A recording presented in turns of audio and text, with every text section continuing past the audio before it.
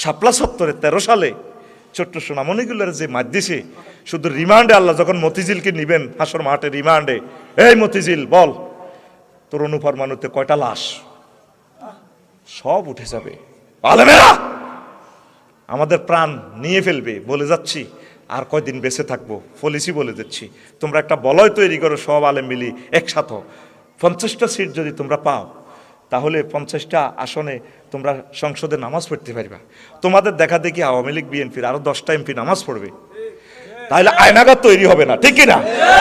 এককভাবে ক্ষমতা দিলে আবার আয়নাগর তৈরি আঙ্গর চাঁদাবাজির তলে হালাইব।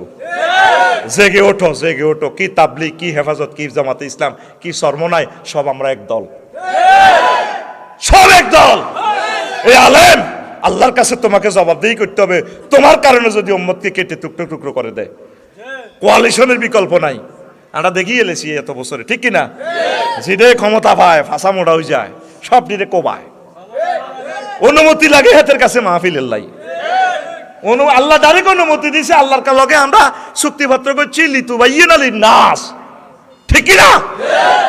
আল্লাহ নিজে কয়ে দিছে, সিল আই দিছি আফসারি, এই বেটা ওইটা তুই অবশ্য বয়ান করবি, অবশ্য বয়ান করবি। কে কয়? আল্লাহ। হাতের কাছে আর কি এর অনুমতি?